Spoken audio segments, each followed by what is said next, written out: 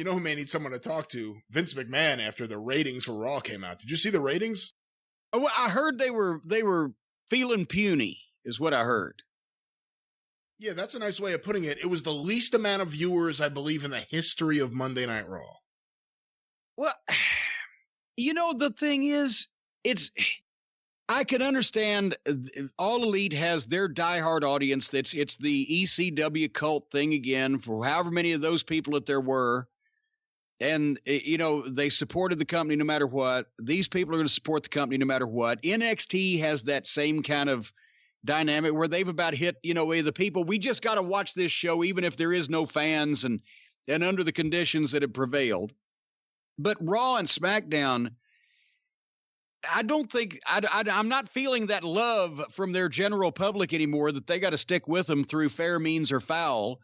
And also those shows that we've seen, we quit a few weeks ago or whatever, but the ones that we saw were so sterile and quiet and just they didn't have the atmosphere to pull it off. It just wasn't exciting. Well, they weren't exciting with people.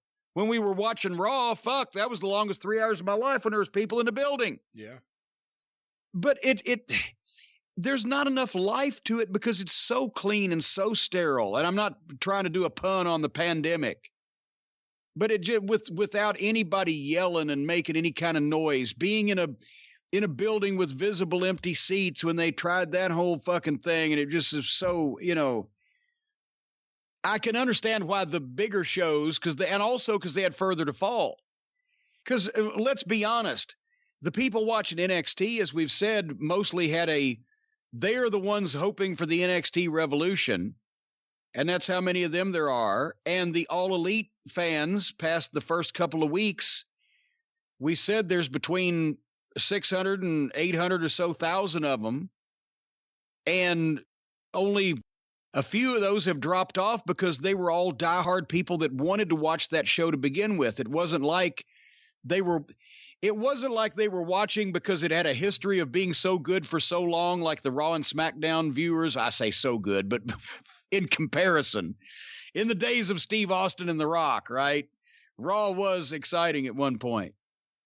SmackDown was too. A lot of those people may be going, well, fuck, this just ain't what it used to be. With All Elite Wrestling, they knew what it was going to be, and whatever it is, they're going to watch it anyway. So I can see why AEW and NXT, that's their core audiences that are going to watch no matter what. Raw and SmackDown has to impress somebody because of their track record and because there's many more people watching them, or at least there was to begin with, and they're going to have further to fall because they're going to lose. A lot of those people weren't, I'll stick with you through anything, Raw. I mean, does that make sense? It makes a lot of sense. You know, AEW, everyone is taking a hit across the board. AEW has gotten to a point now where it looks, I hate to use the word steady, but it's within a range where you kind of have an idea, you know, what the high range is and the low range is. And all things being equal, it's rather respectable considering the times we're in. Could make the same argument to an extent about NXT. But Raw and SmackDown, their ratings are in a free fall. People are tuning out in record numbers. Just so you know, because I mean, we're talking about this, I don't know if you know the number. The average this past week for Raw was 1.68 million people. Now that's extraordinary. That's the lowest ever.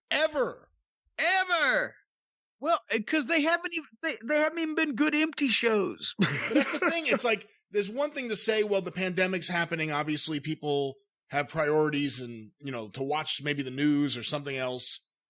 But you're also putting on awful programming in the midst of this. So the people who would actually say, you know, let me give this a chance, they're going, I can't make it through 3 hours of this garbage. And they're turning it off. I've tried. I knew we weren't going to review it, but I said, let me see what's going on. I can't make it through any of that. It's awful. I'm just telling you.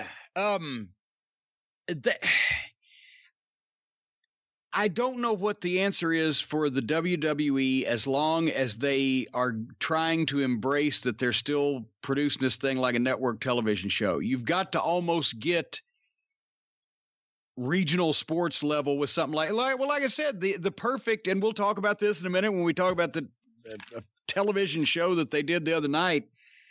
But AEW, I don't even like Daly's place. It's open, it's big, there's so many empty seats, it's outdoors, the sound doesn't, you don't get the reverberation off the roof. What was it? QT Marshall's wrestling school dressed up?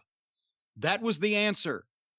With just kind of like a fight gym type of thing and some wise ass loud mouths, just enough to make some noise in the audience. That was the atmosphere for empty arena wrestling. I didn't like Daly's place, even though they put crew people and they had more people involved. It was a goddamn giant open air amphitheater. You could see that it was daylight.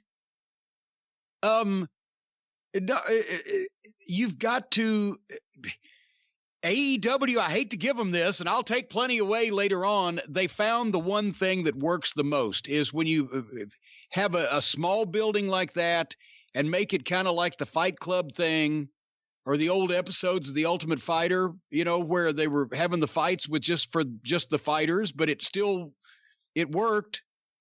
That worked. These big buildings and all these empty seats, whatever, it doesn't fucking work. What do you think? I don't know. I like Daly's place. I thought it worked all right. I did really like QT Marshall's gym. I thought that was really good. But, another thing is, for the good and bad of AEW, you watch that and you realize you're watching a wrestling show in the midst of a pandemic. They talk about it. Yeah. They reference what's actually happening in society. The WWE show, they can't say the words COVID-19. They don't talk about the coronavirus. They don't act like this is happening in the world where... Wait a minute. Why not? This is news to me. What? I don't know. For the same reason they don't mention Roman Reigns all of a sudden. I don't know. I don't know why they do any of the things. It's the weird whims of, what do we call him now in the drive-thru? Rich weirdo, Vince McMahon, and his, stooges like Bruce Pritchard who tell him that he has good ideas. They're doing everything wrong. They're doing everything to drive away people and to not even acknowledge what's happening in the world. How can they you don't have to beat it to death, but how can they not acknowledge, boy, there's no fans here because, of course, we're in the middle of a pandemic and everybody in the world knows this is happening. Because, again, it's the same show that talks to you and I like we're children. It's the same show that has a Possum King. It's the same promotion that thinks wrestling fans are idiots. They will only like what we tell them to like.